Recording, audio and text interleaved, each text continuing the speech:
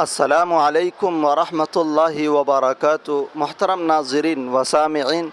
Daily مسائل میں آپ لوگوں کا تہہ دل سے استقبال ہے۔ اللہ رب العزت سے دعا کرتے ہیں کہ اللہ رب العزت آپ کو خیر و عافیت سے رکھے اور شرعی احکام پر چلنے والا بنائے۔ محترم ناظرین و سامعین، آج کی اس ویڈیو کے اندر ہم اس مسئلے کو تفصیل سے سمجھیں گے کہ بہت سے لوگوں کے ذہن میں بار بار یہ سوال آتا ہے اور بہت سے لوگوں نے یہ مسئلہ لوگوں سے سن رکھا ہے کہ اگر سجدے کے درمیان میں کسی آدمی کے دونوں قدم زمین سے اٹھ جاتے ہیں یا ایک قدم اٹھتا ہے تو اس سے نماز نہیں ہوتی ہے، اور مسئلہ حقیقت میں ہے کیا نماز ہوگی نہیں ہوگی اس حرکت کو کرنے سے، دونوں قدم کے اٹھانے سے، یا مکروہ ہوگی، یا پھر نماز کے اندر خلل پیدا ہوگا یا نماز ہی فاسد ہو جائے گی۔ ساری ہی باتوں کی وضاحت کرنے کی کوشش کریں گے اس ویڈیو میں۔ اس سے پہلے آپ سے درخواست ہے، اگر آپ چینل پر نئے ہیں تو چینل کو ضرور سبسکرائب کر لیں اور ویڈیو کو لائک کر دیں، اور اسی طرح مسائل کے حل کے لیے ہمارے اس چینل سے جڑ جائیں،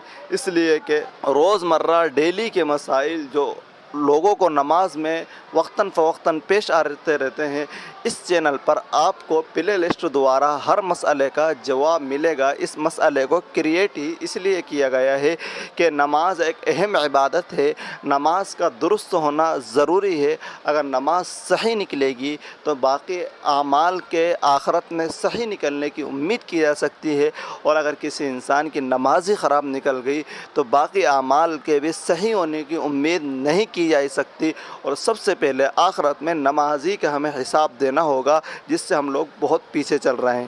تو محترم ناظرین و سامعین، میں آپ کو اس مسئلے کا جواب تفصیل سے دیتا ہوں۔ جواب اس طرح ہے کہ سب سے پہلے تو یہ ہے کہ دونوں قدموں کا سجدے کے درمیان میں زمین پر پورے سجدے کی حالت میں ٹکا رہنا ضروری ہے،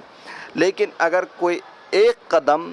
تھوڑی بہت دیر کے لیے، جتنے میں انسان ایک آدھ مرتبہ سبحان ربی الاعلیٰ یا سبحان ربی العظیم کہتا ہے، اور بغیر کسی عذر کے کوئی ایک قدم یا دو ہی قدم اٹھ جاتے ہیں، تو اس سے نماز میں کراہت ہوگی، مکروہ تحریمی عمل ہوگا، باقی نماز تو ہو جائے گی۔ پھر بھی اگر کوئی انسان کے پیر میں عذر ہے، تکلیف ہے، اس کی وجہ سے اگر تھوڑا بہت کوئی قدم اٹھ جاتا ہے تو پھر یہ کراہت نہیں آئے گی، نماز مکروہ نہیں ہوگی، بغیر کسی اختلاف کے نماز آپ کی درست ہو جائے گی۔ لیکن میں پھر آپ سے یہی کہوں گا کہ ہمیں کوشش کرنا چاہیے کہ ہمارے قدم زمین پر ٹکے رہیں اور ہم نماز کو صحیح طریقے پر ادا کریں، اس لیے کہ حدیث میں آتا ہے کہ سب سے بڑا چور وہ ہے جو نماز میں بھی چوری کر لیتا ہے۔ تو صحابہ نے کہا، اے اللہ کے رسول، نماز میں انسان کیسے چوری کرتا ہے؟ تو کہا کہ نماز میں چوری اس طرح کرتا ہے کہ نماز کے رکوع سجدے کو صحیح طریقے سے ادا نہیں کرتا ہے،